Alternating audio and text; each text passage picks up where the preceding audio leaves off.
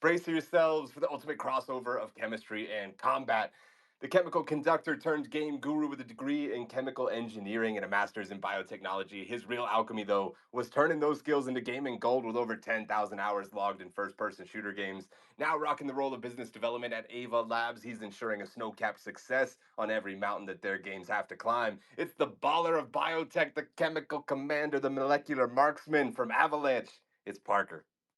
What is up? It's been a whirlwind of a past few weeks, and I've never been more excited to be here, gamified, a little R&R on the Twitter Spaces. Dub, great to see you virtually. Loved seeing you in Seattle. Andy, I see you in the crowd. I'm so sorry we didn't get to golf, man. I promise it hurt me more than it hurt you.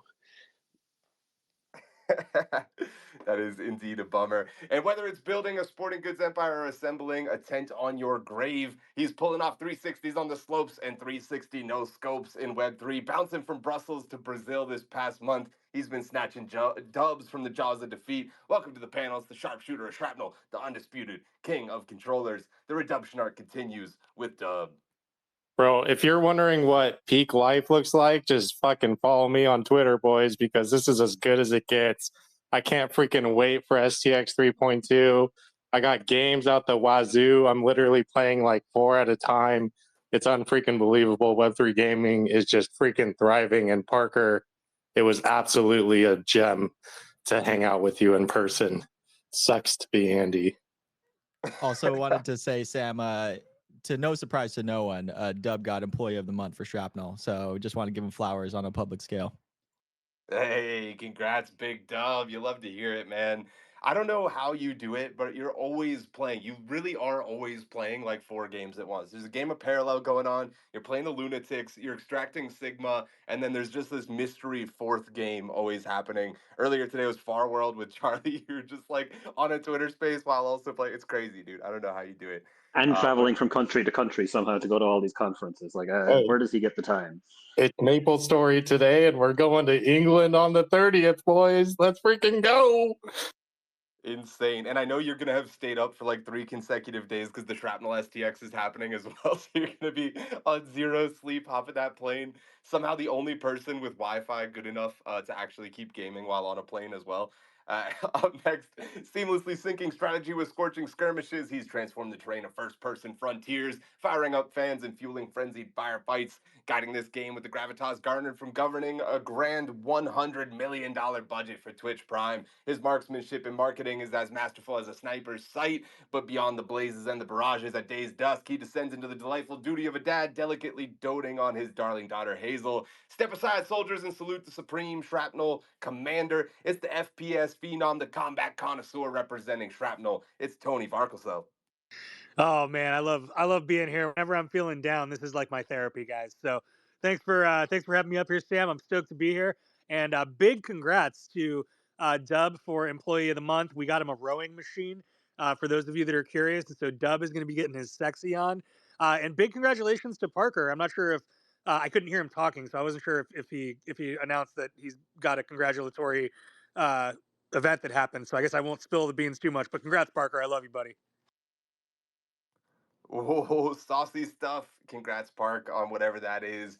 And up next, she's started her journey as a painting conservator, carefully restoring the secrets and stories hidden within, our old artworks across Europe. It sounds noble, but it was as thrilling as watching paint dry. Now addicted to the thrill of Web3 gaming forever changed, she decided to take a quantum leap straight into Luna, round tripping it from from the amazing heights to depressing lows, and she's never looked back.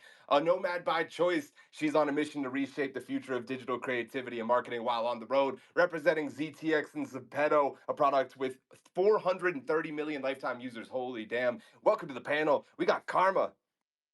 Hello, hello. This has the vibe of joining the really, really cool table in the school cafeteria. Hello, boys. So glad that you picked that table and not the one full of nerds playing Magic the Gathering off in the corner because it could easily be that one as well. And of course, at the helm of the Wolves DAO, he's woven a web of inclusive exclusivity, creating a haven for like minded visionaries, capped at 300 members with no way to buy your way in. It's truly a unique place inside of Web3 gaming. He's a godlike member of Team Shrapnel, in addition to being a benevolent mentor and ever eager to enlighten the members of his pack. Welcome back to the panel. It's the patron of pooches, the curator of canines. It's Peyton Okalani Kapovainuika Levahea.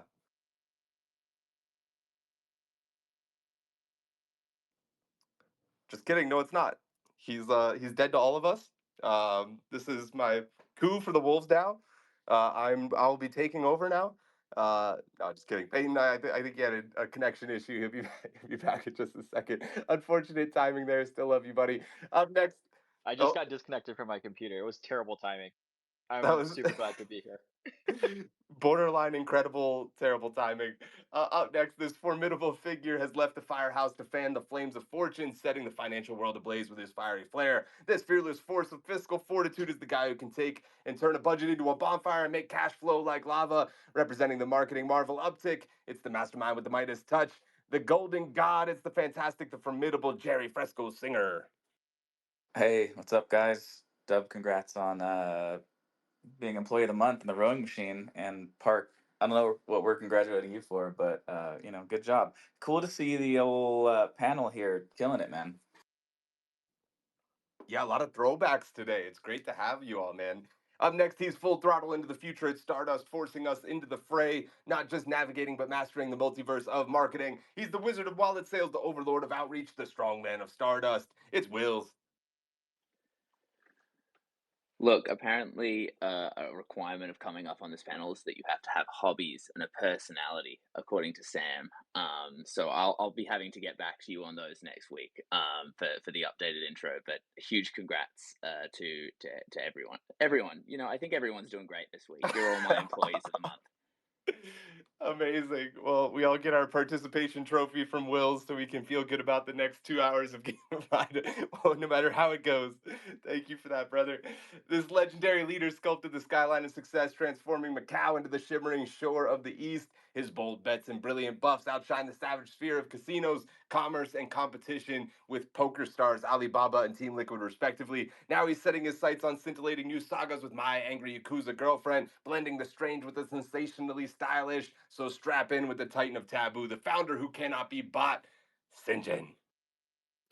Hey, and thanks for the intro story. I'm still kind of waking up here, but congratulations to Parker and shout out to Ed Chang. I'm gonna miss him a lot. He was my favorite panelist that I could bully, and gonna I'm gonna miss having that. But shout out to him and Parker and the entire Avalanche team. Sinjin's been awake for a grand total of 3 minutes and he's already like, Ed, Ed, I want to bully you. Oh man, we do love Ed. I'm sad to hear that he's moving on, but really excited for his next steps as well. I'm sure he'll still come back on the panel from time to time. That was the congratulations. Is that Parker is the new Ed? Ed is the old Parker, and Parker's the new Ed. Well, congratulations, Parker. That's an awesome step up, man. That's incredible. Big Let's congrats. bully him. We're gonna bully Parker. Yeah, we this also episode. inherits the bulliness from Ed as well. You got to take the good with the bad, bro. If you want breaking technology, then you also have to deal with transaction fees and legal issues. That's just Web3. That's just Web3. Bring And it on, from guys. scaling, oh, sorry. From scaling sheer cliffs of Web3 gaming to strumming the strings of success, our next guest is the true renaissance man of the blockchain world. He's the mastermind behind Parallel, the world's #1 NFT card game, and the genius architect of Wayfinder, making blockchain transactions as smooth as a jazz riff. When he's not revolutionizing digital landscapes, he's scaling rock faces, jamming on his guitar, cruising in his classic car. Hold on to your harnesses and prepare for a seismic shift. It's the prince of Parallel, the sultan of scaling. It's Koji. Hey, thanks for having me. Sorry, I'm still I'm a little bit slow on the unmute because I'm reminiscing about the MySpace days, the good old days. I actually got to one of my bands played the MySpace stage at the Taste of Chaos tour one year. So love the MySpace. That is the weirdest piece of Koji trivia. I hope no one ever asks me to repeat because that was way out of left field. Whether he's scuttling through the latest hot topics or basking in the spotlight of our stage, this reptilian regular is always a step ahead. Weighing in at 2.4 pounds, he's the little lizard legend who leaves a Godzilla sized impression. It's my co host with the co most. It's Lems. GM, everyone. How's it going? Something, something. Give flowers to people who do things. Participation trophies. Yay! We can all be happy now. GG, well played, Levs.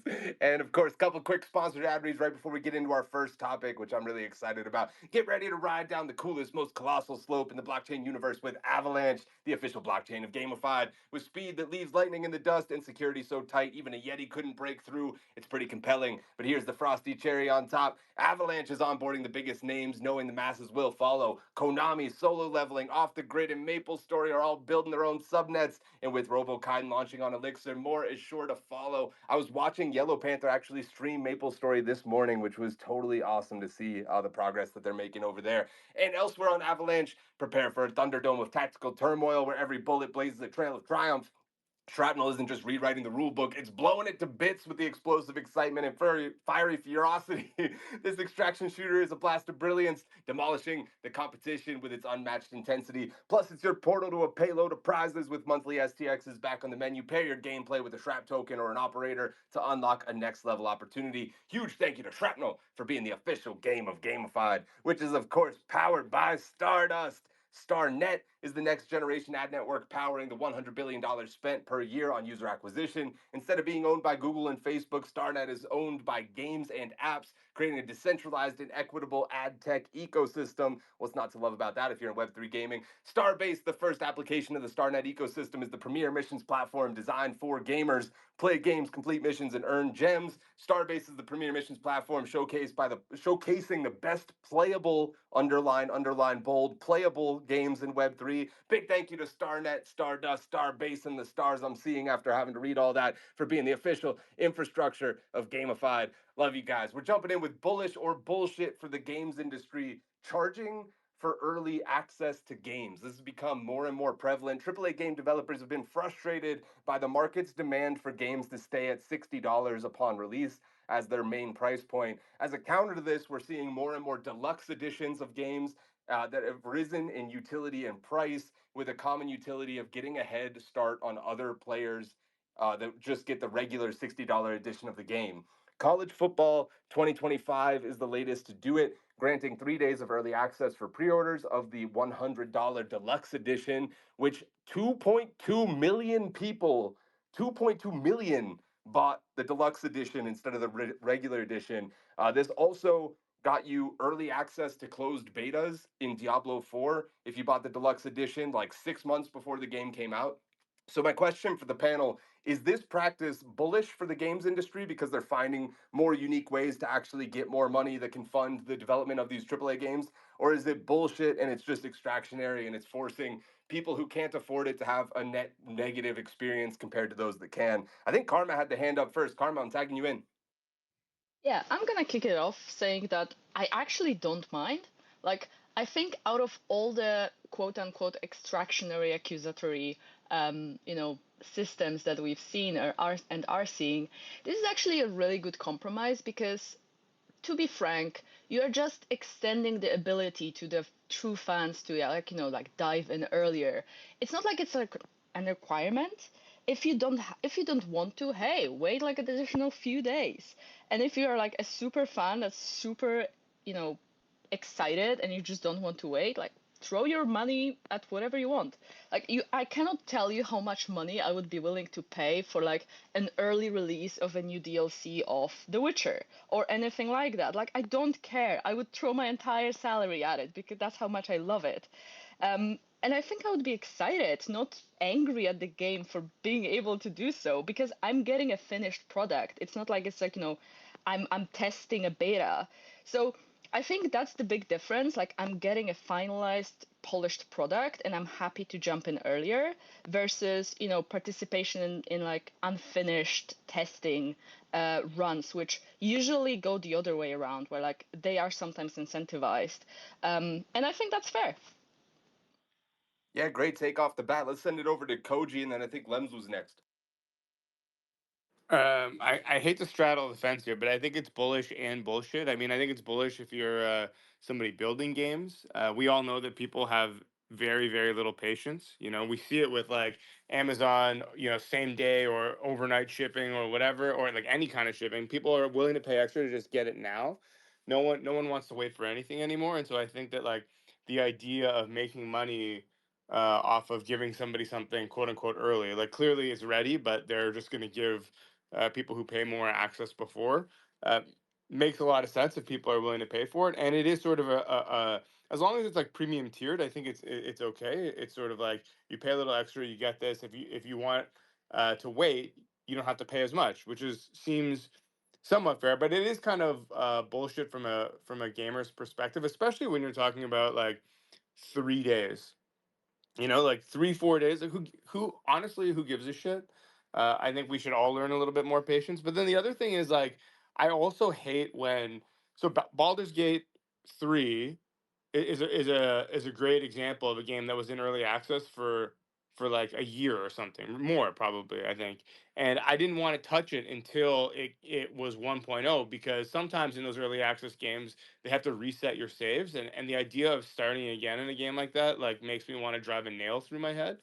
And so you kind of have to be a little bit careful, and you know, for that reason, I think from a gamer's perspective, it might be a little bit bullshit. But I mean, whatever, man. We all got to eat. We all got to figure our shit out. And people are willing to buy into it, and game companies are willing to do it. Like, who cares? That is a great point about the resets that end up happening.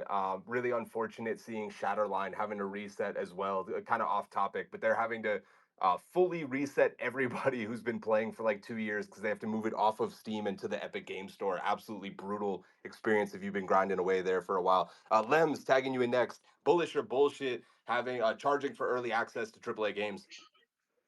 I'm gonna say bullish, but my sentiment is pretty aligned with what Koji said. But I'll just add a couple other things. Like, I actually feel bad from a game dev standpoint, and I have this more context now from being in Web3. As before, it was just the gamer perspective of like games have been at $60 for so long, and look how much inflation has gone up over the last few years, and it's harder for games to make money. So if they can figure out a way like this to make some extra revenue, I think it's pretty bullish for the games and the game studio. I do think like $100 for 3 days early access is a little lame. It would be nice to get a little bit earlier access, but I know you're trying to like it's a fine balance between you don't want people having a significant advantage by knowing the game inside out and by getting early access, and then the people coming in later and getting absolutely like stomped and destroyed by them. But overall, I think it's pretty bullish. You know, maybe it's a bit more bullish for NFTs giving early access to games, but you know, as Karma pointed out, like these games are also polished, finished games, as opposed to early access in Web3 is usually really buggy and really shitty. But if people are willing to pay for access to it, then hey, you can kind of take advantage of that there. At least it's another monetization model for games. Great stuff, Lems. I'm going to go to the comments really quick, man. It just absolutely warms my heart whenever the comments are popping off. And because of that, I didn't plan this before the show. I'm going to just give $50 of my own money to somebody at the end of the show that's been dropping a bunch of comments and participating because it's just the best, dude. Zach D says, just bought TWW. I don't mind because it usually comes with goodies in game. I'm not sure what TWW is. Sorry about that, but great to hear your perspective there. Shady Shiba says, early access is a lazy bonus. It's just a statement saying we could have launched the game 3 days earlier, but instead we wanted to make you pay for it because we know min maxers will want to get want to get as much of a head start as possible. That's exactly how I felt about the Diablo one. It was a little frustrating as somebody who just wanted to play it release. Icy says, big facts. I was impressed by Maple Story Universe as well whenever I saw Yellow Panther streaming it this morning. And then Andy from Stardust just says, this panel makes it sound like Ed Chang actually died. We're sorry, Ed. We love you, man. We're just playing around. You're the best. Let's send it over to Mr. Peyton Calavahea.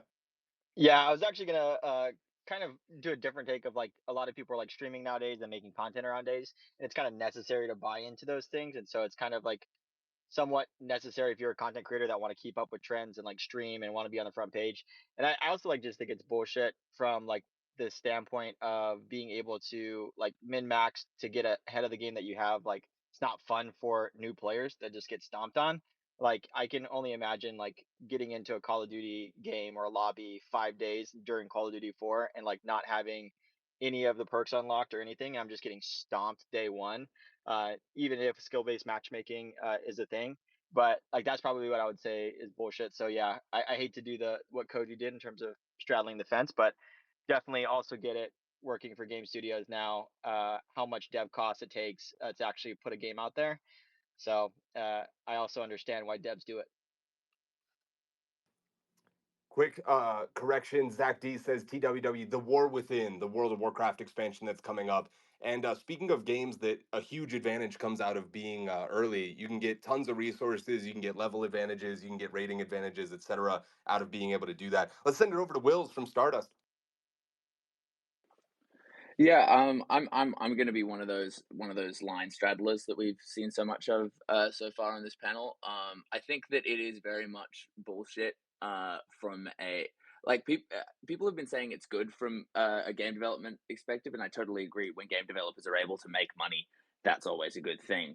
But I think in terms of a price, like being able to price games at the moment, I think this is just a sign that the $60 video game isn't cutting anymore, and so game developers are forced to offer the game for $60, and then try and strap on all of these different methods to monetize it outside of that, and I think that's a little bit infuriating.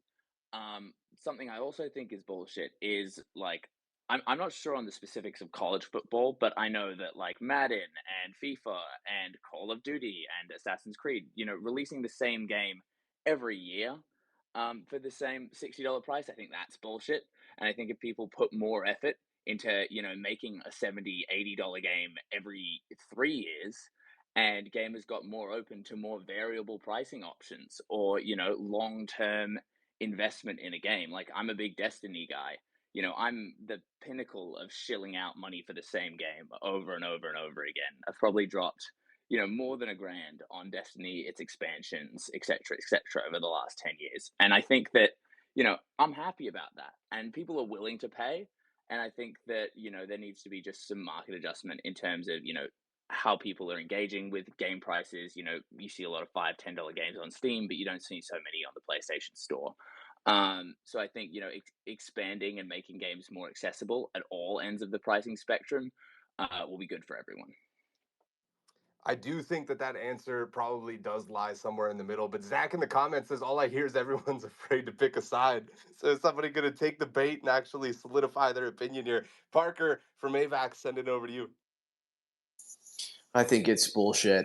Just so I can help out whoever that was in the comments. But no, I'm surprised no one's just talked about the elephant in the room that every college football player that is licensed in this game received $500, and I really want to see the delta that comes from the revenue that EA brings in for this game, because it seems like every 4 years there's this new college players need to be paid more debate. Whichever side you're on in that debate, I think that this is going to spark that. And personally, right now, if I'm Archie Manning or somebody who is just an elite college football player who just got $500 for this game, after seeing the revenue that EA brings in, I'm going to be on the bullshit side. But that is not exactly the topic of discussion, but something that I definitely am surprised hasn't been brought up yet, and would be interested to hear other people on this panel's experiences and thoughts on that. But yeah, I'd be a little upset post revenue. We'll see. Yeah, definitely something interesting for any American sports fans following the name, image, and likeness chaos and fallout that seems to happen every year or two since that stuff has begun being brought up. Sinjin, I'm tagging you in. Then we'll go to Jerry. Yeah, I hear just a lot of entitled gamers out here, just whining about like whatever. Like Jesus Christ, I'm completely in agreement with Karma. It's just overall, it's definitely bullish. I was an early access buyer for Baldur's Gate like 2 years ahead of time, and I enjoyed seeing what they were doing because it was great to bring back turn-based like and fully dive into it and own it and forever for the rest of my life. When it comes to Dota 2, I was like one of the first beta testers there for like 2 years. And no matter how bad I am compared to every like fucking 12-year-old, I always say, well, motherfucker, if it wasn't for me beta testing early access, the game would be a lot more balanced than it was. So yeah, absolutely. I mean, like whether it's $60 or $70 or whatever, I mean, like making a AAA game is fucking expensive. And for studios that are able to, have the resources to kind of pull it out early or give early access rather than waiting another couple of years, and they're able to get that feedback as well, fantastic. Sinjin gatekeeping all of Dota against the younger generation is my new favorite thing. Jerry, over to you, man. Yeah, I'm gonna go with this is really bullish, and I'll take it a step further. If you disagreed with anything Sinjin or Karma said, you're the problem with the games industry. It's you people that aren't allowing anybody to fucking explore new shit in the games industry, right? It's like everything we want to do is like we want to innovate or try new like things in no part of the games industry, but we'll bitch about it on the spaces and we'll go to fucking Reddit and complain, endlessly about there being no innovation in gaming. And listen, I think clearly a lot of people were okay paying the higher price point. 3 days, whatever, dude. Like, it's not really a huge deal to get 3 days of benefit to me, but it was worth it to a lot of fucking people, right? And we come up here and we bitch about the state of AAA. We bitch about AAA being too hard and not cost efficient to make. Well, what you're seeing happen now is the new norm, right? Xbox Game Pass just got more expensive. These guys just sold 2.2 million copies of $100 title, right? You're starting to see those price points creep up and that's what you need if you want AAA gaming to continue to do well. So I think it's wild that we come up here and we bitch about growth rates in gaming and how they're 3% is too small, but then somebody's doing something successfully and we complain about it, right? What do we want? We want these studios to make money. We want them to continue to do well so they can keep shipping cool shit. And last thing, I have to do this for Knock and myself, Sam. Last time Peyton was on this panel, all you fucks told me nobody would pay for early access. We were talking about Star Citizen or Starfield or whatever it's called. All you fucks told me nobody would do it, and 2.2 million people just did it. Never disagree with me. Why? Wait, are you? Is that good or bad for me? I agreed with you, right, though, Jay? Yeah, nah, Peyton, you're cool. Okay, cool. Just making sure. Okay. Thanks, buddy. While I agree with Jerry's point at a high level, we do want to see experimentation. We do want to see new implementations of new ideas. I think part of the problem, part of the reason that people fear so much these new implementations, especially around monetization, is new monetization that works for the corporations tends to be adopted very quickly and all over the place. So like free to play, I cannot download a free to play app on the mobile app store without wanting to gouge my eyes out in the first 5 minutes of downloading it because they're all the same and they're all garbage and it drives me nuts. And same thing, right? We see Diablo 4 being an action RPG in a totally different realm, totally different company, and now it's being implemented in college football. Like, how long until just everything has early access that you can pay for and you never get a fair shake at any game if you're a kid who's just like got it for Christmas or whatever? It's just a very slippery slope until it just kind of takes over the entire games industry. Let's go to Tony Villa. He was throwing a couple of thumbs downs. Then we're going to tag in Nick Greenwald from Wanderers today. Yeah, I wanted to say that I agree with a lot of what Jerry was saying spiritually. Like, agreed that we want everyone to make money and we want everyone to uh, continue to innovate and be well funded as they do so, and be able to be comfortable as they're doing so. That said, sir, how dare you criticize the time honored tradition and I will say right of the gaming community to hate the thing that we love? Because without that, I don't know that it would really be gaming. And so I just want to say I actually think that I'll bullshit aside.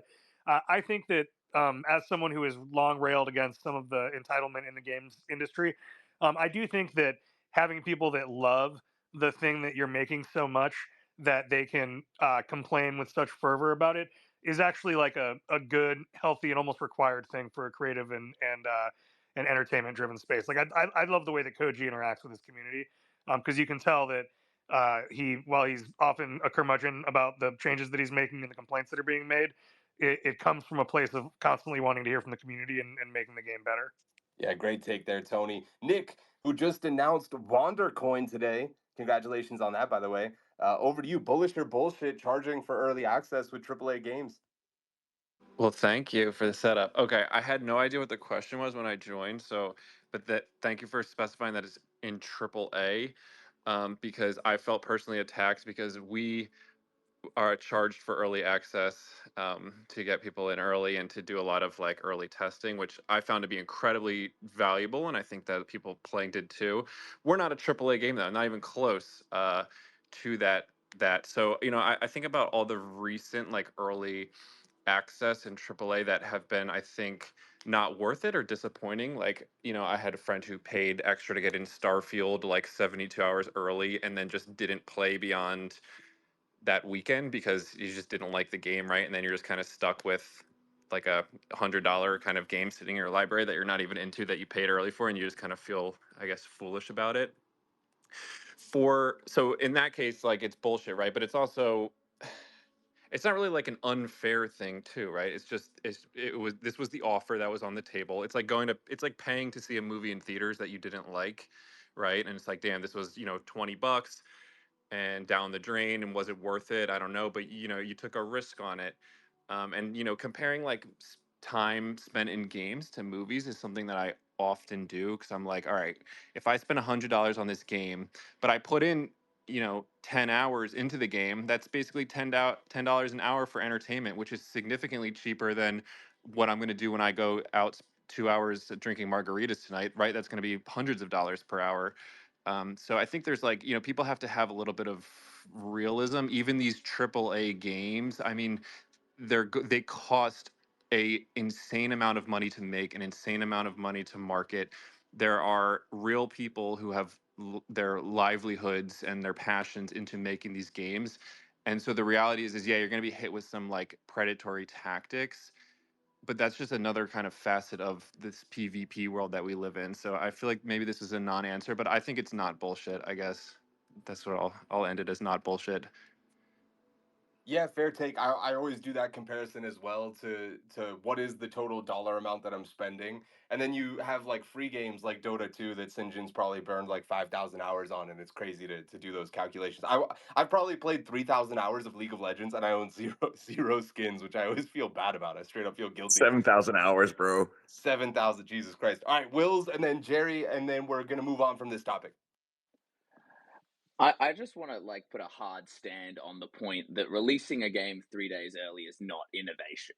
That's not like a revolutionary thing that nobody's tried. The only reason it works is because not everybody does it, and it's capitalizing on the market hype for these games. Like my brother is in college right now, and I'm pretty sure he shelled out for this game because he was raving about the fact that you can like it is that experience and it's super cool, and he's willing to shell out for that because you can get blocked by girls in the campaign, and he thinks that that's an awesome mechanic. But I'm getting ahead of myself. The thing, all of the extra money that was generated, as Nick was just saying, there are real people behind these games. Do you think they're the ones that are seeing the benefits of this extra like $2.5 million or $200 million? Do you think it's the game developers or even the college players? Where we want to see innovation is how funds from an event like this are actually benefiting the community and the people who built the game. I think that's where real innovation is, not in releasing it 3 days early. I mean, personally, Web3. to me, it warms my heart to think that the CEO of EA Games was able to get like another yacht afterwards. So I'm not as selfish as you guys. So I find that quite pleasant. I love Nick so much. Nick, you are my favorite human being in Web3, and it used to be Sam, but I've met you twice now in real life, and you've just taken the cake, man. Both of Thank your you, Cody. interactions with Nick exceeded expectations. Mine are consistently underwhelming. It's okay, Tony. I get it, man. That was a great take. Jerry, the last word goes to you, buddy. Yeah, I mean, listen, I don't know that we can just say that this money's not going to, you know, product development and like innovation departments within EA, right? I think it's really easy to go like, oh, this money is just going to this dude's yacht, but like successes from these games will go towards other games, right? So I think that's a little unfair. Though, Willis, I do get what you're saying. I think we just don't know. Blockchain has a cool way of tracking things, and maybe people should put their company books on chain. Um, but we always look at like I think we do this a lot. We talk about like predatory practices in, you know, games, but like the movie example, right? Well, they're not showing you 14 fucking trailers at the beginning of the movie because they want you to be excited about them. They want you to come back to the movie theater and spend, right? Go to a mall, right? I'm looking at a corner store right now and there's 14 signs on it for craft beer, right? It's the world we live in, and I think that if we're gonna bitch about it in the games industry, it's it's a lot worse in other places around us, you know.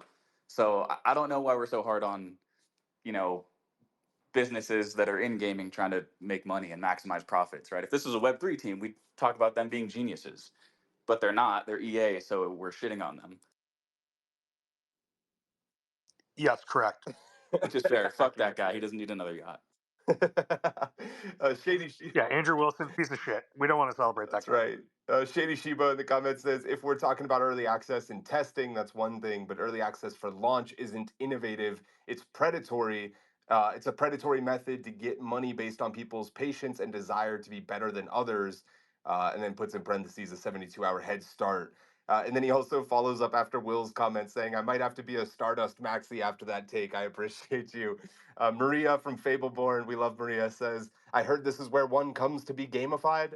Yes, you're in the right place. And then Van Ho says, I'd buy early access, but also wouldn't. It really just depends on the game. Great takes from you guys. Love hearing it in the audience. Like I said, I'm going to give away $50 my own money to somebody at the end of the stream just to say thank you to everybody that's always going hard in there because I love the comments.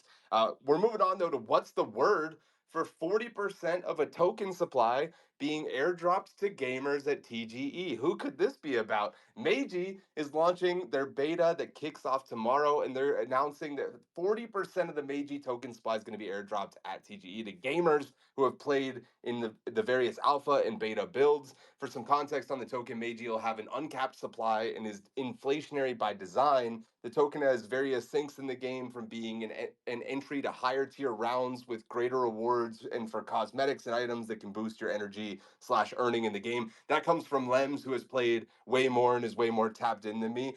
What's the word, though, for MAYG airdropping 40% of their token supply to gamers? And Sinjin, if you want to give us any clarifying points at any point, just raise the hand, big dog. But I'm excited to see what people think of this. Dub, tagging you in. The word is it's good to be Dub, baby. So glad I was an early gamer since the beginning. And it's hilarious because Sinjin's been really transparent with the community about his plans and everything. And from the get, like I thought it was brilliant and also equally risky at the same time, just because I know what kind of gamer I am.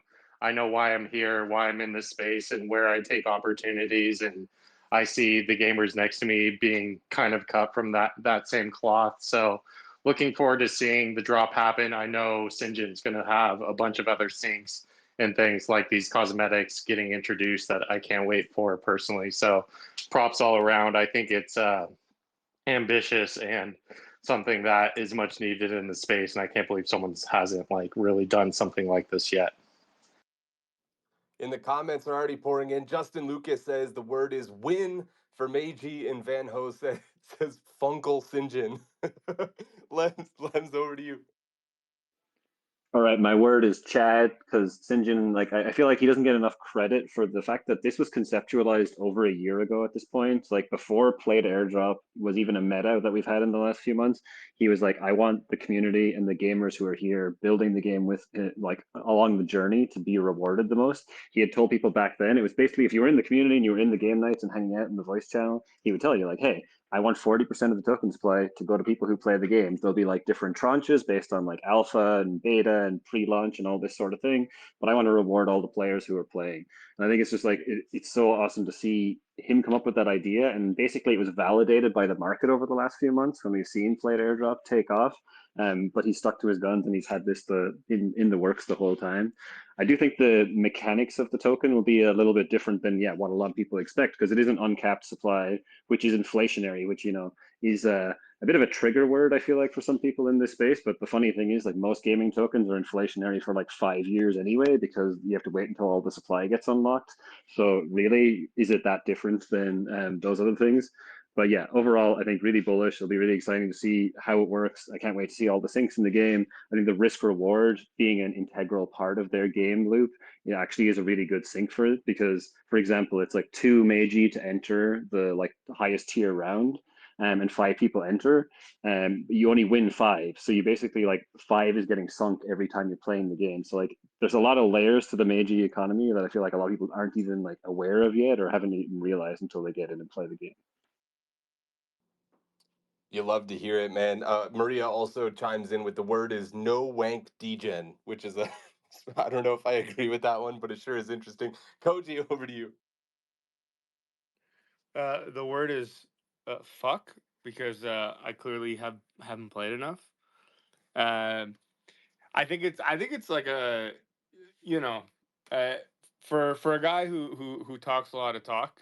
Now he's gonna walk the walk, and I think it's pretty great to see. Honestly, like the idea that the people that have been around, and it's not like a lot of companies I think would do something like this and announce it ahead of time, like way ahead of time, to sort of just drum up a bunch of hype, which is obviously good. But the idea that it's like no, the people that have been here, like the real ones, are gonna be the ones that are gonna be able to um, to partake is like that's like a thing of honor, I think, and I think it's yes, that's great.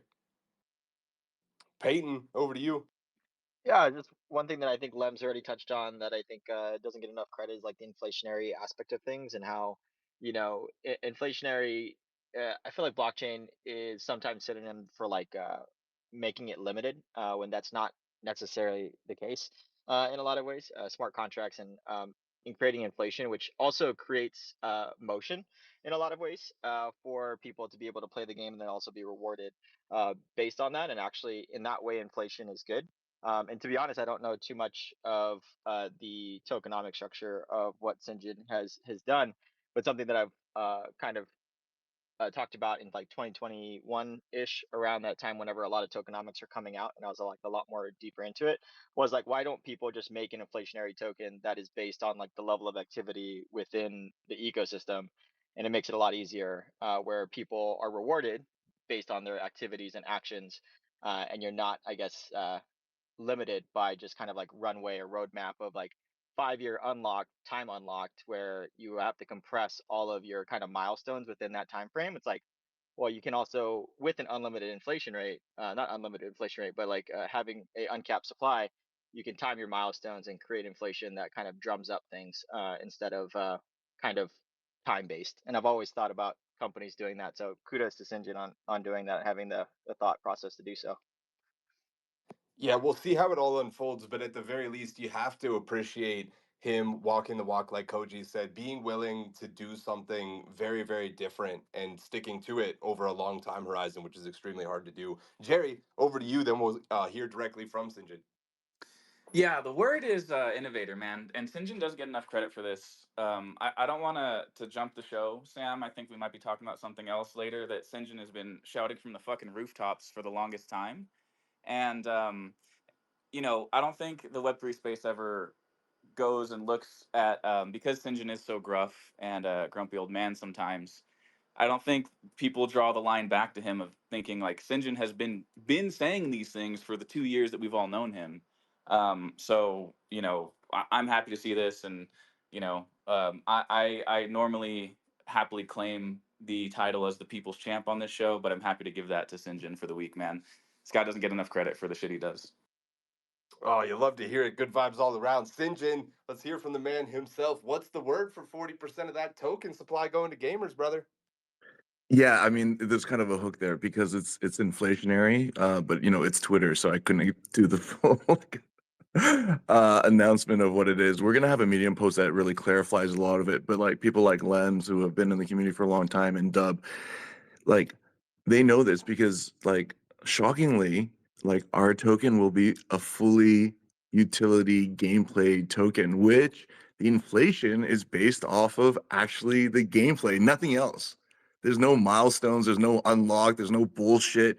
Like if people like the game, then it will mint, and it will mint directly because they're withdrawing it from the system, right? If they don't like the game and people don't play the game, it just won't mint, right? And then conversely as well is that we don't really look at like the most important thing that brought the downfall of Axie Infinity was this oversupply economic issue. But like on the other hand as well, SLP was one of the greatest, free roll incentive mechanisms ever to ever come along, play to earn.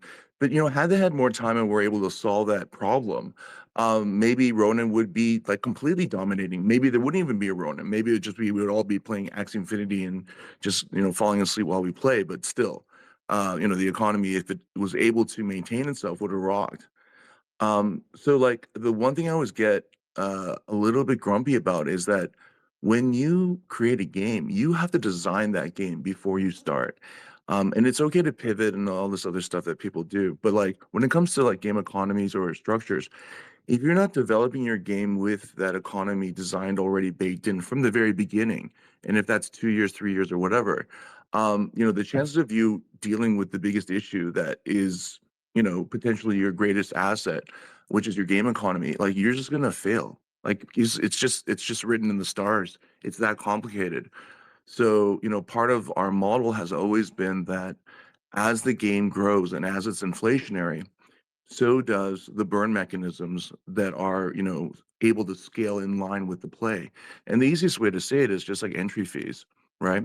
So, as players play and they play for higher stakes and they put more on the line, that entry fee obviously increases as well. And the burn that we're doing is actually 50%. And it's a huge amount of burn, but because the incentive to first play is free, and so there's really no risk except for the risk that you take on by kind of progressing competitively. We can afford to do that. But in any case, it's still going to be net inflationary. So then how do we take those tokens that are going to out there, which eventually will affect supply regardless, because it's also, there's no cap on it. How are we giving value that augments the players' like initial like NFTs and assets, and where do we go from here? Is it just a skin that does nothing, or is a skin that you can build upon with other, NFT assets and create a business on top of the game? And so I've always looked at the core users as participants in actually growing the ecosystem, not like Roblox and not like Fortnite, where they're just creators that can pop on and off, but they actually have some level of ownership. And so I've coined this cheesy phrase like player founders. But that's what I look at all our NFT holders as. And like even if you look at our supply, it seems kind of fucked up because we didn't mint it all out. And people are like, well, as the speculator, I don't want to buy into a collection that hasn't been fully minted out, and you guys are holding so much supply. But we always give out our NFTs for free if we find someone that's qualified as a gamer who really believes in that vision. Because all I want is I don't want 10,000 people who are going to come on and come off. I don't want 40,000. I don't want this bullshit vanity metrics. I want this game to fucking live 20, 30 years. And in order to do that, I want a hardcore user base from Web3 who really believe in the game, that really genuinely like the game. If you don't like my game, then great. It's not the game for you. But if I do find like 1 in 100, 1 in 1,000 people who really say, Meiji, I like the blowing the shit out of other women with luxury goods, and I like sexy dresses and sexy ladies, and waifus that don't have big tits, excuse my language, but that are more anatomically correct. Then yeah, I want you to be in my game and make it work. So with that, I got to jump off. There's an Arbitrum game night that Arbitrum is supporting us with. When we're going to introduce our game out to all the Arbitrum people. But anyways, love you guys. Thanks for the shout out, and I'll continue to keep crushing it on the down low. Thanks, Sinjin. Appreciate you, man. Good luck with that game night. And yeah, congrats on the move to Zai as well. Big fan of Sobi over there and excited to see what you guys can cook up together. Let's move on. Tim Sweeney was talking blockchain. Fact or fiction, we will see a blockchain from Epic Games before 2030. Okay, that gives us about 6 years. Shout out quickly to Jonah Blake, who had a post that got Tim Sweeney, the founder and CEO of Epic Games, to talk about Web3 gaming. He said, quote, cryptocurrency in Fortnite, no, not going to happen. Blockchain, perhaps someday, as a decentralized solution to distributed transactional evolution of simulation state computed among participants in an open ecosystem, unquote. someone, someone, for the love of God, please translate that for me. It seems like there's a world in which they are willing to implement blockchain. Maybe one of the more hidden elements. NFTs and coins, pretty hard no from Tim himself. Do you agree with Tim Sweeney's potential approach to blockchain for Epic and Fortnite? And what is the likelihood of us seeing an Epic Games blockchain before 2030? I think Lem's had the hand up first. All right, I'll steal the thunder from Dub, who I think was first. I'm just bullish on Tim Sweeney wanting to, be pro blockchain and pro not cryptocurrency in Fortnite. He's saying, but it sounds like I tried to understand some of the things he said, which, like you said, you probably need a degree in computer science or something because of the language he uses. But it sounds like he's open to like asset trading and that sort of thing, which I read as NFTs. Maybe I'm just reaching and reading between the lines a little bit. He didn't seem so big on like cryptocurrency or like a token in anything. But again, he's open to like the metaverse. And even someone asked him about Fortnite being the metaverse, and he said he believes it'll be like a part of the metaverse is like a world, and it might be a big part of that world because it's got lots of players, but it won't be the entire thing. And it's all about, like we have standardized game ratings, having standards so we can actually move things between each other. So I'm with Fact on this one. I like what Tim Sweeney's doing. He's also pushing back against Apple on their bullshit App Store rules. So I'm, pro anyone who's going to push the space forward and push gaming forward and not just let it be stuck in the same old bullshit. And, like we talked about at the start on monetization. Great stuff, Lems. Let's tag in Dub, then Nick. Oh, freaking yeah. For the 30th goddamn time on this space, I'll remind everyone that I have Fortnite Nike NFTs that I got because I bought the stupid Air Max Fortnite skin. And literally, so like they're already doing it. First of all, by 2030, 100%, the way it's going to go down is one of our games, whether it's Shrapnel, Parallel, Wildcard, is going to blow up. And then the first thing that these major game studios are going to do is they're going to go to their closet of games that are ready for a revival or whatever that have been in the pocket. They're going to slap some sort of blockchain marketing, schema that they've seen, whether it's Parallel and cards, whether it's Shrapnel and weapon skins, what have you. They're going to slap it on there. And that's 2028, like at least in my book. And the gibberish of the dialect and vocabulary from Tim Sweeney about blockchain and stuff, really what he's talking about is for the creator network that are creating maps on Fortnite's platform for all of the payments and revenue systems and royalties to be on chain for that economy side of things. That's what we've been building for a long time. Sweeney's looking exactly at that model and realizing that this is really the best way and the most efficient way to maintain a creator network inside of a digital economy with enforceable royalties. Dang, Dub with the big brain take. All right, let's tag in Nick Greenwald from Wanderers. Yeah, so the question is, will they have a blockchain by 2030? I would say yes, but not in the way that we're probably thinking about. I would assume, I would fucking hope, especially with people like Stardust in here, that by 2030 we'll have really, really uh, deep abstraction happening. So yeah, they would just be essentially using it for, consensus and stuff like that, like the really boring shit that doesn't really matter. I think the more interesting question is like, will they allow peer-to-peer trading? Will they allow, you know, community tokens? Will they have a token of their own? I would say probably a mixture of yes and no for both of those. I mean, currently, they wouldn't have a strong incentive to, and let me preface all of this by 100% dependent on United States regulation, in either way that it goes.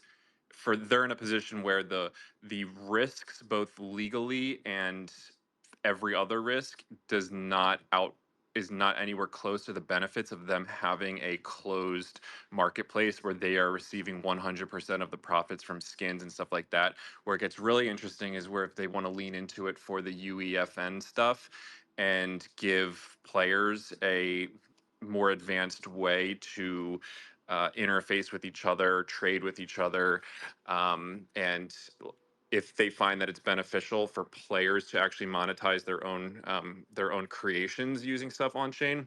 So the short answer is yeah, they will. And it's not what everyone's hoping it will be. Interesting take. Appreciate that. Koji, I think might have been next, then we'll send it to Peyton. I'm gonna channel my inner Sinjin here because I know that he's gone. You guys are all fucking gutless wanks.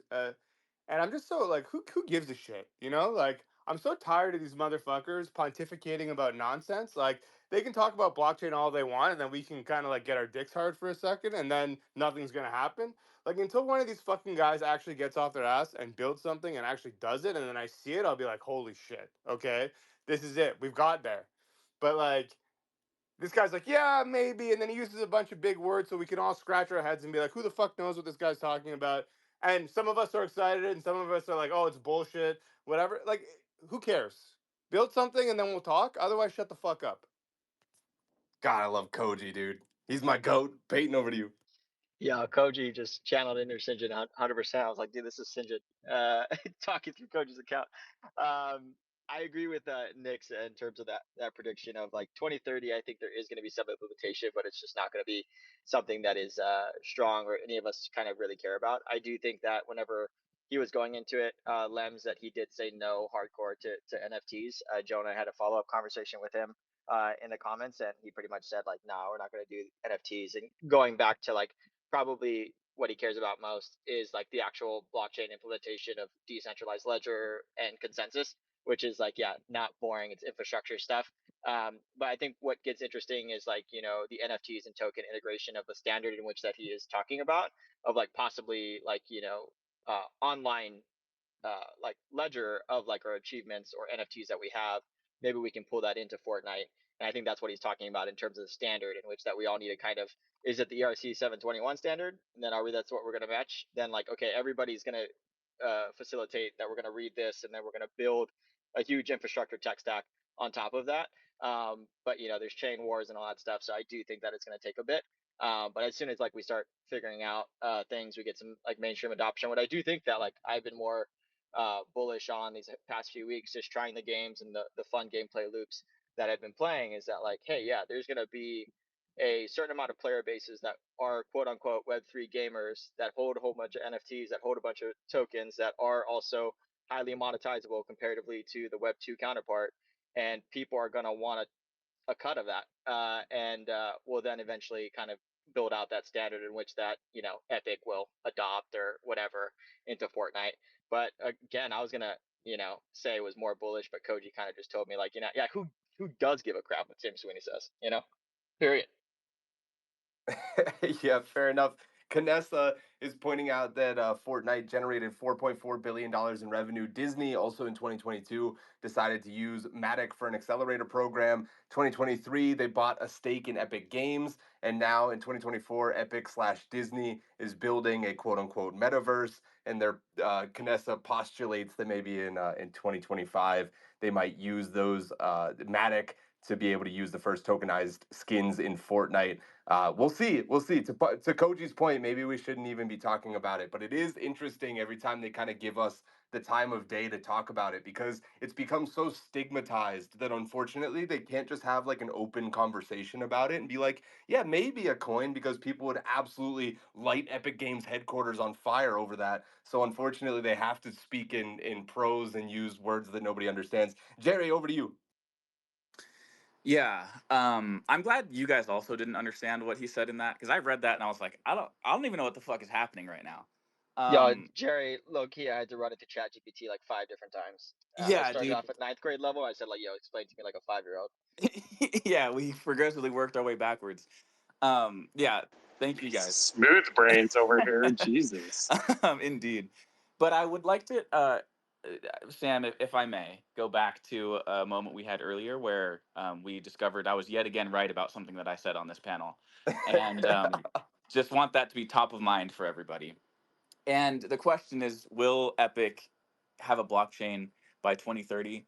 I think the answer is very clearly yes. But I think we will all be edged yet again by a big company coming in and not being happy with the way that they implement blockchain. And that's like the way to piss Web3 off, right? Is like we love when people want to integrate blockchain, but they have to do it our way, right? Now, blockchains are great for a lot of things, right? Being immutable ledgers and decentralized fucking storage and all those things that he said in really big words. Um, but I think when you look at, do they have an interest in implementing it our way with a token and with an NFT and all these interoperable assets and stuff? Like, I don't think so, because they don't need to. But I think when you look at the way Epic is headed as a company and the things that they're doing, their metaverse plays, UEFN, creator tooling, huge IP, integrations and partnerships. Lego, Disney, right? We can go on and on about what they're doing. Musicians as well, right? So I think it's very clear that they are building towards creator driven experiences, and they're going to give people way better assets than like what currently exists on Unity or the Unreal Store or anything like that. They're going to be major IP assets, right? And I think all that means you're going to need some sort of blockchain implementation to have a million different experiences going on at uh, the same time, and to live across world. But I don't think they're going to do it our way. And so that means not only are we indifferent to what they're doing, we actively have to hate them, because that's the Web3 way. Well, shout out to Tony, who says being able to hate people is how we show our love for their products. So maybe it's perfect. A couple of great comments. Maria from Fableborn says, I believe the autonomous world's innovators will discover a better solution to decentralization and compose game worlds without blockchain. Interesting take there. She says, if Epic makes this move, they're likely to be part of the next generation of decentralization. Really, really interesting. Shady Shiba says, oh, thank God. If Tim is calling Fortnite a world instead of the entire metaverse, I have faith in that dude actually knowing what he's talking about. Shady's the goat today. Jaxie also says Dub was on the treadmill spitting straight facts. And Crop 2828 says, I'm waiting on what Rockstar will pull out of their pocket. Also love CCP Games and their Project Awakening, and its success or not will have a big impact on the entire space. Completely agree with you there. If anybody doesn't know, CCP Games is behind EVE Online, and they've been working on integrating Web3 and the new iteration of EVE Online for quite a while, which is one of the most exciting things I think happening in the entire space. Parker, sending it to you, then we'll give Wills the final word on this. I hope this doesn't get clipped and sent to Tim himself, but I'm almost positive he used Chat GPT as well, Jerry and Peyton, so don't feel too upset about yourselves. I also did. I won't give my opinion, but I want to give my perspective, being on the like protocol side and the sales cycle that we have with these enterprises. I'm going to speak to it from an institutional perspective, in the fact that JP Morgan, Citibank, and a lot of these banks in the world are adopting blockchain. But again, to Jerry's point, and the rest of Web3, it's not how we envision blockchain, right? They're not just buying up Bitcoin in your bags and hoping that the token prices go up. They're implementing these in a very, I guess, regulatory manner, in the fact that they're launching private permissioned chains. And so will Epic Games have a blockchain by 2030? I think wholeheartedly yes, but I think it'll be in a private permissioned manner, and the fact that money can come in, but it can't necessarily come out. And I do believe that ultimately Tim sees the value transfer layer of the internet. I'm going to throw that one out there again because it got memed last time I said it. Being valuable at the end of the day. And once we see some significant on-chain milestones from that implementation, regulatory lifts, which maybe will happen soon, who knows, I think they'll open it up to allow for the value exchange between, say, Epic Games and assets in Shrapnel. Maybe they aren't actually being moved over, but the value is actually being transferred. So if I have $50 in one network and I want to move that value to another network, that can be easily carried out through bridging and interoperable means. But that's just my perspective. I don't have any hot takes, but I think that's just how the sales cycle works for these companies. Yeah, really interesting to get that perspective. Appreciate you chiming in with that. And Jay from GenoPets seems like he's following a similar path of logic. He says, "What is a blockchain if it's private and Epic controls consensus? And then Lems replied, a database, which is pretty accurate. Stardust, over to you.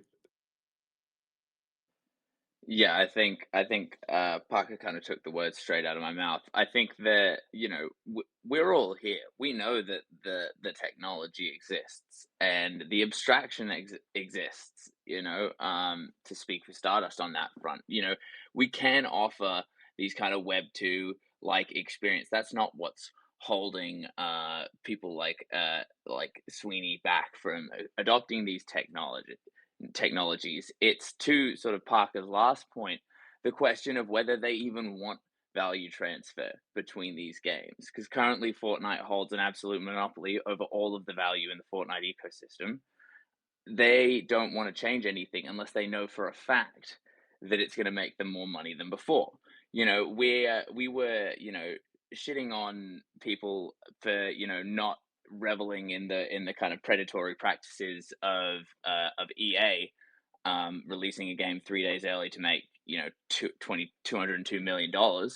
And now we claim to be for the community, by the community, but at the end of the day, Tim Sweeney adopting blockchain isn't going to be in that ethos. It's going to be because he knows for a fact that he can create a permission chain, exactly as Parker was saying, that can keep the value locked within his ecosystem and just catch more of the value that he's potentially losing.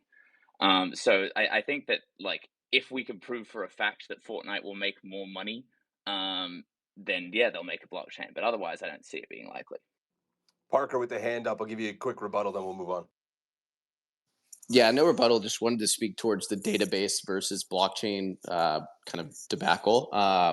With JP Morgan and Citibank, the reason they adopted this is because they're ultimately saving around 20% on operational expenses by essentially smart contract automating the processes of internal value transfer. And so while that's not exactly cool and sexy, at least it's them starting to understand how automation and smart contracts can make the world a better place. And hopefully, of course, that can translate to the gaming world as well. I just wanted to speak on that.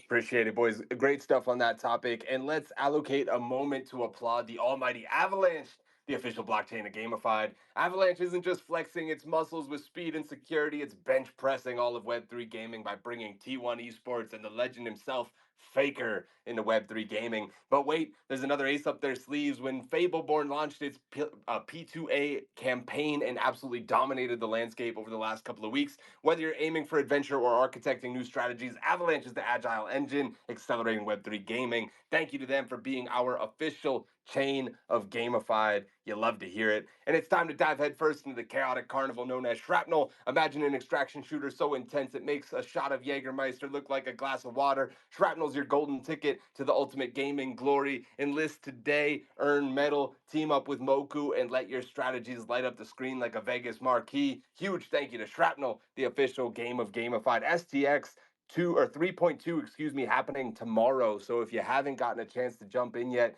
make sure you do. And if you have jumped in before, congratulations, you got a head start on crushing everybody to get those quests completed and get some Shrap. And forget about the big wigs like Google and Facebook. StarNet puts the power back in the hands of games and apps, crafting a decentralized and equitable ad utopia. Introducing Starbase, the shimmering gem of the StarNet galaxy. It's the ultimate missions platform for gamers where you can play games, complete missions, and earn gems. Starbase isn't just showcasing the best playable games in Web3, it embodies the grand vision of StarNet. Get ready to embark on your journey with Starbase and StarNet, the ad network that's rewriting the rules and the official infrastructure of Gamified. Big shout out to all you guys. Also, just wanted to say real quick, I had a post about this yesterday. I'm not quite ready to announce any details about it, but I'm going to be doing a charity activation in about 2 weeks, still deciding on a day for it in specific. But if anybody wants to get involved with that, I'm already talking to about 25 different products around Web3 gaming. And I heard that we're probably going to be able to match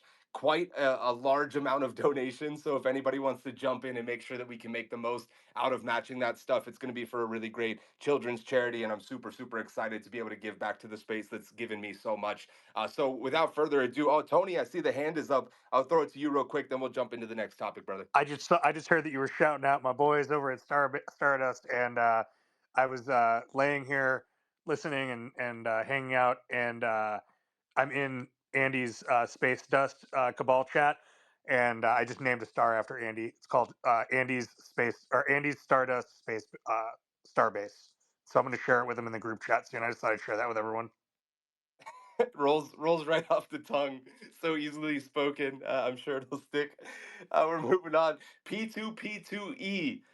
First off, what the fuck is it? And second off, is it bullish or bullshit? As the Web3 gaming landscape continues to evolve, one of the most pressing questions is sustainability. We talked about this a little bit with Sinjin before he took off.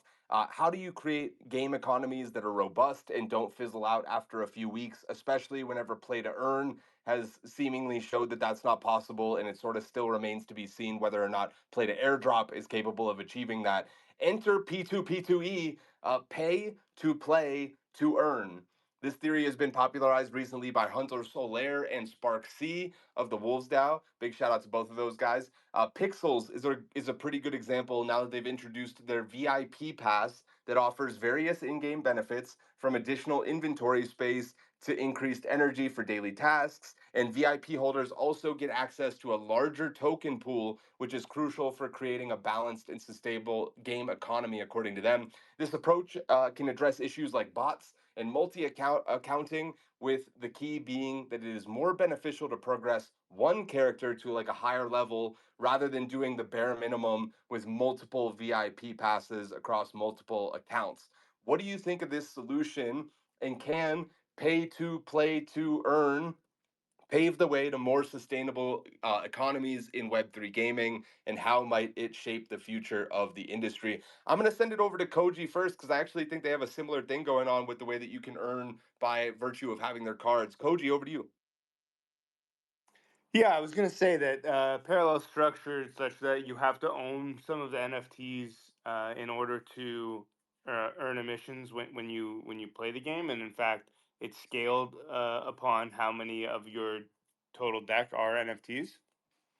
So there is some of that, but I will say that like no matter what sort of gatekeeping you do, people will try and find a vector to exploit and I don't know, farm whatever crypto there is. So I mean, it probably helps. Honestly, like I think that we would all, our numbers would be in the in the Ronin range if we just let anyone play and earn our game, because it would be our game would be botted to shit. But and that's no shot at Ronin. I just mean that like we would have astronomical numbers, and I'm jealous of their numbers. But I do think that like forcing people to put some skin in the game is important, right? Like you kind of see it with anything else. If you have ever gone to a concert or whatever, just like some event where people are giving away stuff for free, 90% of it just ends up on the floor. But if you get somebody to pay even $1 for that thing,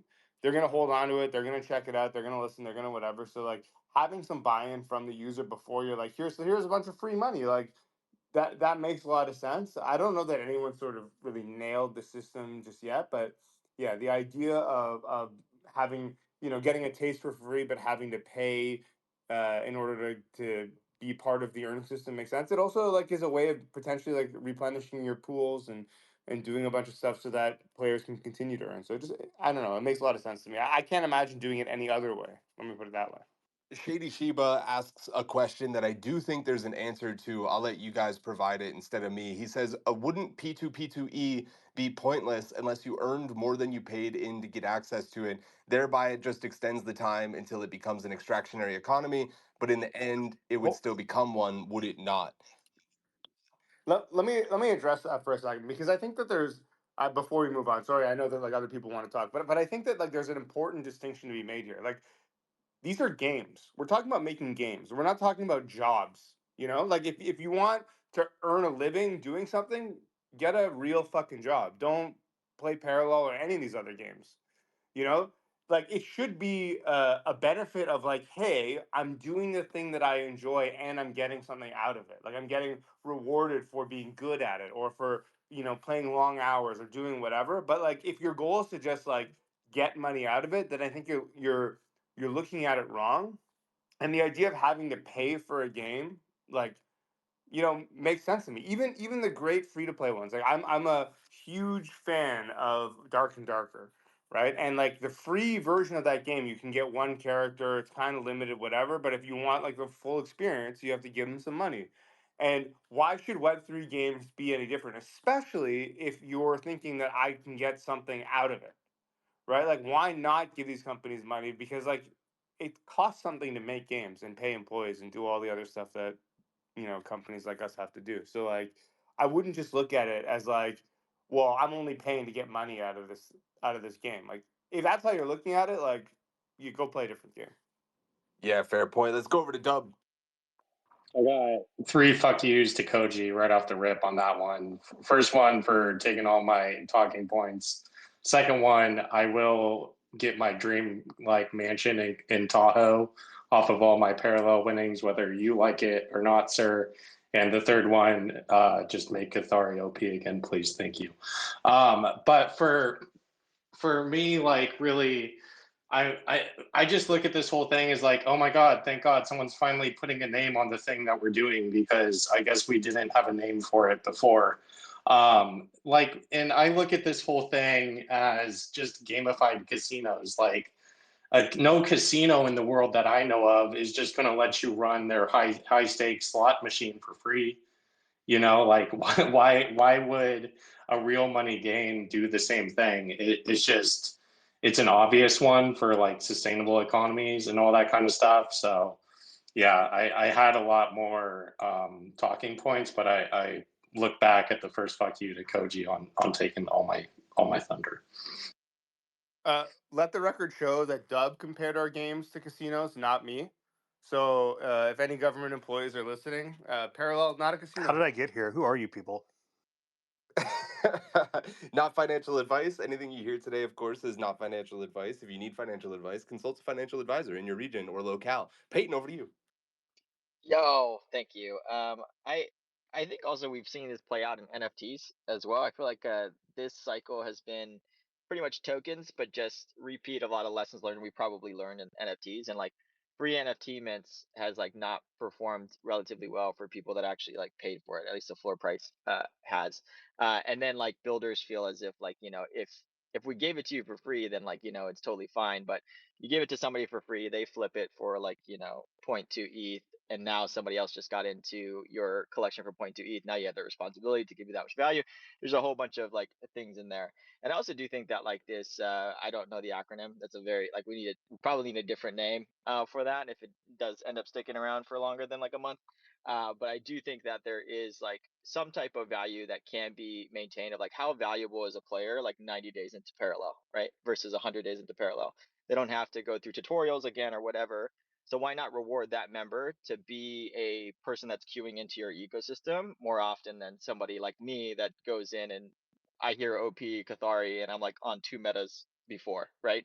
Not as fun of experience for people. And I do think that there is value that can be rewarded, and that's usually probably dictated by a payment layer, right? So even if they are extractive, I think you could pay them because they're in a really great community member in which that is giving value to your ecosystem, which is a TCG that requires liquidity of players to be competitive and to be fun, right? So I think there is like elements of that I do agree with Hunter and Spark, and I highly suggest anybody that hasn't followed those two already.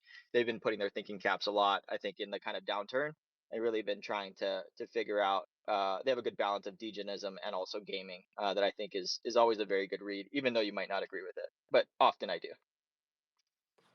Some great comments. Kay says Koji is on fire today. DeFi Kingdom's account also chiming in says Koji is absolutely on point. Free to play and play to earn cannot exist together long term. You have to invest to earn. Let's send it over to Lems. Then we're tagging in Corey Wright from Honeyland. All right. Well, firstly, shout out to the GOAT Sparksy for coming up with this amazing acronym, because we love acronyms in Web3, like paid, like P2P2E. Like we're moving on. This is 2024. It's not 2021 anymore. And yeah, shout out to Hunter for breaking out. That was like a really good breakdown post as well. battle pass systems are already familiar to gamers too. Like this makes sense. This is like not a foreign concept for them. When you tell people like buying NFTs and buying things, it adds more friction. Where you have something that's in a battle pass mechanic, even if it is an NFT, I think it's more familiar for people and easier to get people into it. They know there's like progression. You grind. You like the further you grind, the larger your reward system. I think all that already makes sense to people, so it's good to have that. I like how Hunter also highlighted it. You don't want to have it where you can just do the minimum and you can extract more, because then we're back to where we were with play to earn, where it's like, oh yeah, you just told people to pay $20, but if they can pay $20 and easily extract $30, then you're at a net negative. You need to actually have enjoyment and something else that comes from it. Like Koji touched on that too, is like it doesn't need to be just about money coming out of the game. You can give value to the player, but the value doesn't need to be necessarily money coming back out. It can be, things in the game, things that make the experience better, items in the game, cards in the case of like a, parallel as a TCG. That's what is like a better reward system and more sustainable long term. I think we're moving in the right direction. We haven't solved everything here from, the play to earn from 2021, but I think we've significantly taken a big step forward and realized that, hey, we can't just like keep paying people tokens to play the game and hope they stick around long term, because at that point you're just like bringing that audience in who is literally purely extractive. And by making people pay a little bit up front, you know that they're already probably a little bit more interested, but it can't be very transactional. It needs to actually, yeah, be rewarded by scaling up and not be a very easy to extract rewards at the bare bones way. Overall, I think it's bullish for monetization. It's like we talked about at the start of the show, like innovation. This is an innovative step forward. It's not the final end game, but we're going in the right direction.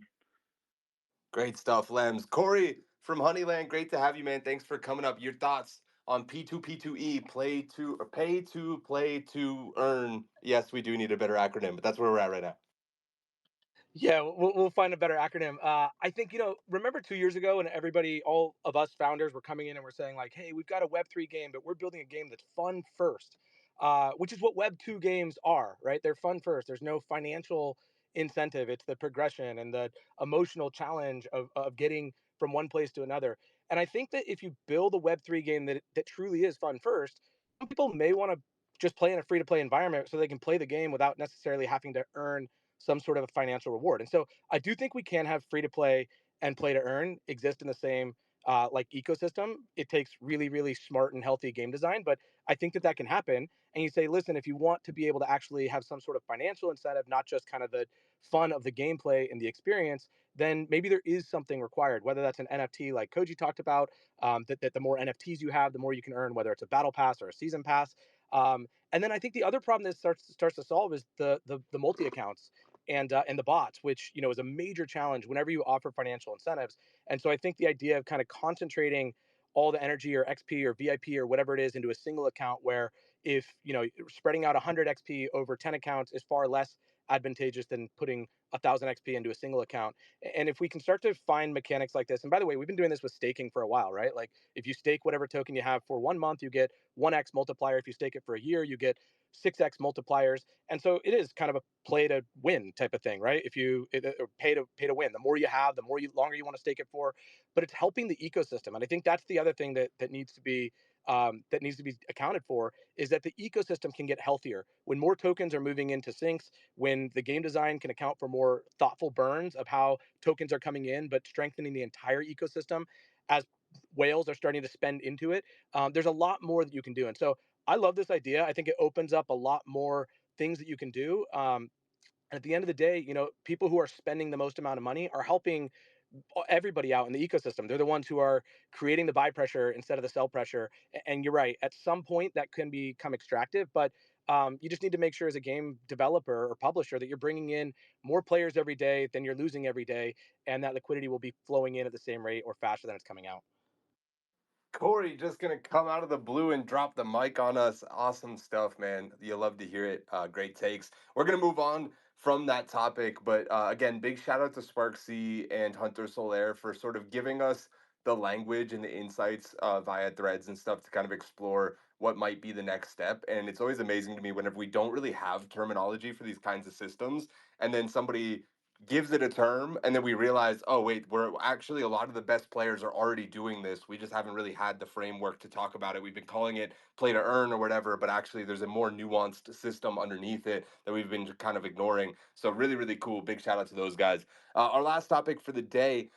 Question for the panel: what game would you love to see as a 90s style remake? This question comes from somebody rebuilt Helldivers 2. It's been transformed into a 16-bit arcade classic via a demake concept where you take a game and instead of remaking it, you sort of make it with less features. And it is fucking awesome. If anybody wants to see, it was a, VG 24/7 article about Helldivers, and it's just one of the coolest side-scrolling arcade RPGs that I've ever seen in my entire life. And this got us thinking, what would be a really cool game that's been made with all these bloated features, but actually, if you boil it down to its essence, could be super, super, super cool. Koji had the hand up first. What do you have in mind, brother? My answers are super simple. Fallout 1 and 2 are some of my favorite games in the world, top 10 at least.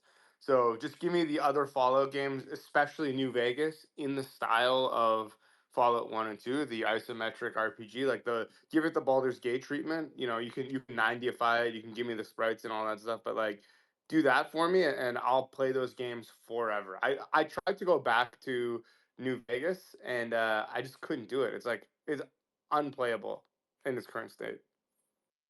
Damn, that is really sad to hear as somebody who loves Fallout as well. Dub, I'm sure you have a great answer for this one. Yeah, I was first like leaning towards Rocket League, but then I realized that was kind of a shy answer compared to like doing a MOBA like League of Legends or Dota and running it back, because that's truly something that we never got to play back in the 90s, right? And like I would love to see what that really feels like or could feel like. And it feels like everything else, like shooters or racing games, like we know what that is from back in the 90s, but that's one of the genres that came in later that I don't know what that feels like, and I feel like could be a banger. Dude, that's a sick answer. I'm actually going to chime in with two of my own here in a very similar vein. I'll give you one pandering answer that is very real to me, and then another answer that's less pandering, but also very real. One is, it would be awesome to see Shrapnel, honestly, like an extraction shooter is something that came about, I don't know, in the last decade or something. And as somebody who fucking sucks at Shrapnel but loves the idea of it, it would be awesome to have the mechanics like simplified a little bit, that more basic, easier to pick up version of it, so that I could actually have a chance but still have the thrill of the extraction shooter, which of course Shrapnel has in spades. And then I think the other thing, to your point, of that would be really cool, is an auto battler. An auto battler back in the day, you could have totally made an awesome one with, a way shittier PC that still would have been awesome. Just taking, an auto battler, combine it with Pokemon or something, you'd probably have something beautiful at the end of the day. Let's tag in Lems, and then we'll get Will's take. All right, I don't really have a suggestion here because I was like never as big in, like I enjoy a little bit of these games, but my big thing that I took away, like I pinned it to the top. Yeah, I know, down something. Okay, I'll just say like Pal World or something. So Pokemon with guns in 2D. There you go. But yeah, I pinned to the top so anyone can see it, and click the link if you haven't already seen it. I was just blown away by how much love and passion that this community has. Like this game only came out a few months ago, and someone actually put the time and effort in to create something like this. And the Helldivers are like, to me, that's just like inspiring for the, what we have in Web3 when we have like such strong communities around games and people just doing this out of passion. They're not actually incentivized in any way. They're not doing this for some token drop or for some NFT or something. They're literally taking their passion, spending their time, recreating a game they love in like another form. Just, yeah, super cool to see. We have a couple of answers. Somebody else saying Pokemon. Let's see. Oh, Jay from GenoPet saying Pokemon. No surprise, he's saying that. Zach D says New Vegas is goaded. Kay just wants more Tekken. That's what she's asking for. Let's send it over to Wills. I I personally think that this is a bit of a wild question, just because this Helldivers 2 example shows that there are people out here who have the skill and know how to make these kinds of games in this style, and this is a very popular style at the moment. Like so many of the games that I've been playing, like Dave the Diver, Skull with one L, like these are these awesome little like '90s style indie games. Like it has its own artistic touch, and I think asking for a Pokemon game from the 90s, go play Red and Blue. Those are the things that already exist. You've already got it. Give somebody else a chance to, take some of your money and, create something that's truly beautiful. Because I think that there is a lot of beauty in this art style. And it opens up a lot of possibilities for developers as well. And the one I will shill is Into the Breach, which you can get on your phone. It is a banger. Chess but Pacific Rim. Go play that. Another one that might be dope is like a Vampire Survivors type thing from back in the 90s. Could my Game Boy load like 400 mobs on the screen at one time? Probably not, but I still would have enjoyed watching it lag out. Koji, over to you. Oh, I couldn't get to the unmute button fast enough. But Sam, you should try a game called Zero Cybert. It is a extraction shooter, kind of uh, I don't know, Tarkov-esque or something. But it's like 16-bit or like whatever, something along those lines, like top down, kind of hilarious. It's extraordinarily difficult. Worth checking out if you want to see what like a '90s style game like that. Not quite Shrapnel, more survival, but a lot of fun. One more answer that's probably not a real answer is Elden Ring. But I think if you take Elden Ring and just put it in the 90s, it's probably Ninja Gaiden. If anybody played that, absolutely fucking brutally hard, but one of the most rewarding games to beat ever in my entire life. Like, I've never had so much fun getting my ass kicked in my entire life. Big shout out to anybody that played Bro, Ninja Gaiden. it's the original Ninja Turtles for Nintendo. If anyone's played that game, they know that it is the most punishing, most impossible fucking game to ever exist. The water levels are insane. And then once you get through the levels, you don't even know where you're supposed to go next, and you just keep going to the same houses over and over again. Who made these games? I don't know, but take me back, baby. We're rebuilding them now. It's time to pick our MVP of the panel. Whoever gets the most votes gets 60 seconds of mic time to bring up a topic that's important to them, plug something that they want to plug, or just wax poetic about something that's been on their mind. Koji, I'm tagging you in first. Who's your MVP of the episode, buddy? Yo, Dub. My MVP is Dub for when that Tim Sweeney thing came up, and then he just like dropped some like big brain knowledge that I was like not expecting. So MVP for Dub. The redemption arc. Is it time? I'm not going to put too much pressure on it. Dub, over to you. Who's your MVP of the episode? Holy shit, dude! My palms are so sweaty right now. This is fucking crazy. I'm giving it to Koji, just because he's getting the dub ball rolling here on voting for the right thing. But he obviously was everyone's wannabe best friend on this panel, so he absolutely killed it. All right, let's send it over to Peyton K. Peyton, who you got? I'm going for Dub just because he was Employee of the Month, and I feel like it would really round out this month if he was also the redemption arc continued. Truly, the redemption arc on its way. Wills from Stardust, who you got? I'm going to give it to Koji, who's had to play two roles, both Koji and Sinjin, on today's panel. So props to him for that. A man of many talents. Parker, who you picking, buddy? Employee of the month, Dub. Not only is he the employee of the month for Shrapnel, he's the employee of the month in my heart. He was also just multitasking out the wazoo at the Mariners game. He was playing like 20 different games. So if you're asking how he's playing 5 different games, if you just are with him for 10 minutes, you'll observe very quickly that he can do. He's a man of many talents, is how I'll put it. And he's still, I think, kept track of the score better than I did. That might have been the immense amount of tall boys, but we'll leave that off the panel.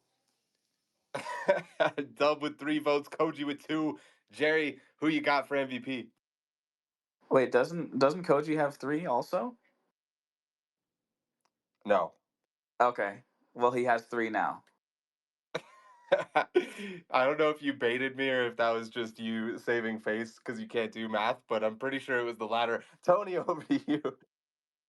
I got to go with my boy Dub. You know, it's unfortunate because his head is going to grow too large to walk through doors here pretty soon, but he really did add a lot of value to this episode, you know, for once. So my boy Dub's carrying it.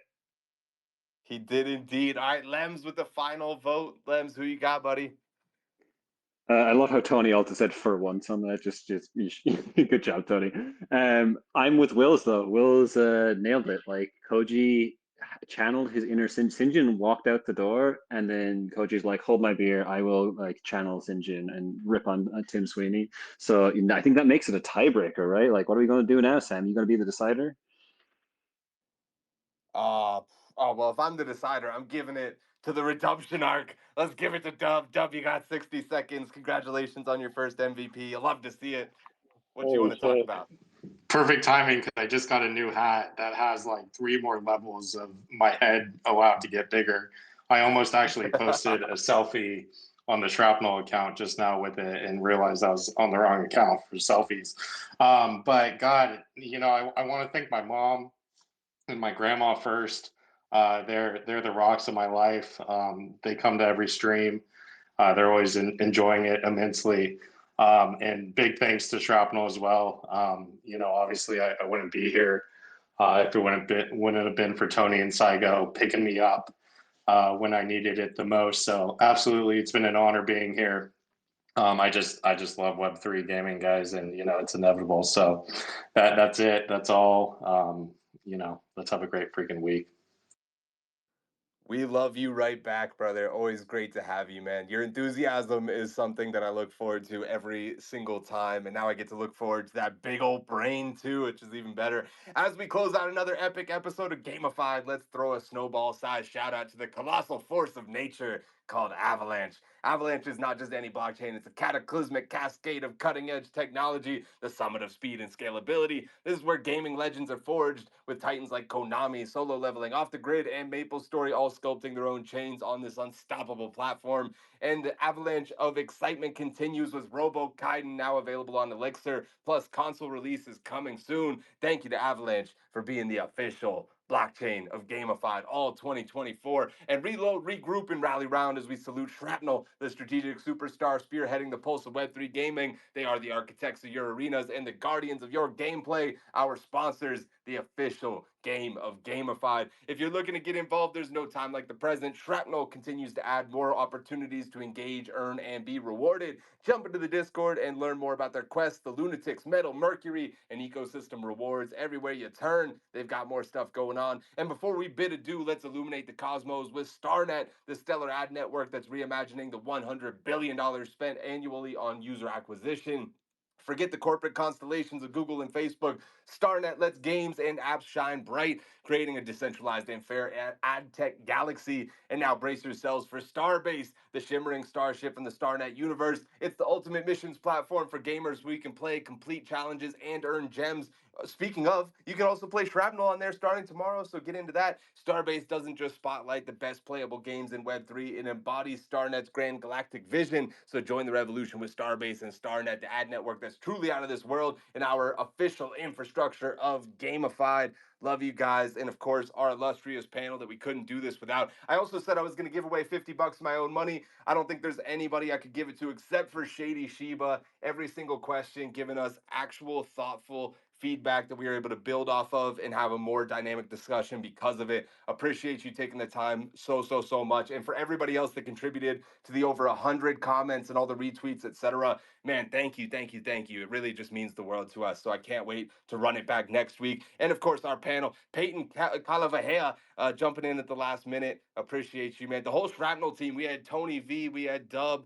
It's just awesome, man. Every single time that you guys come out. Koji, the founder of the #1 NFT trading card game in the fucking world, and he comes to Gamified every single week. I know a quick shout out. I know Paul really wanted to be here. Wildcard is doing a huge push right now to be able to bring you guys something super special. So he isn't quite able to make it out, but Paul's still here in spirit. And then one more, Knock also had to call out last minute. He unfortunately is at a funeral today, but I wanted to tell him if he's listening that we're thinking of him and that we love Knock, and we hope that everybody at the family is doing well. We'll keep thinking of you, brother. We love you. Lems, of course, Parker from Avalanche, Jerry from Uptick, and Tony V. Tony V coming back as well, man. Just a really fun episode. I love you guys so much. We'll be back same time, same place next week, 4 p.m. Eastern on Wednesday, and of course Monday if you want to get shit simplified for you, break it down a little bit more, have a different host of panelists and a little bit of a different tone of voice. Make sure you join us on Mondays as well. I love you guys. We'll see you next week.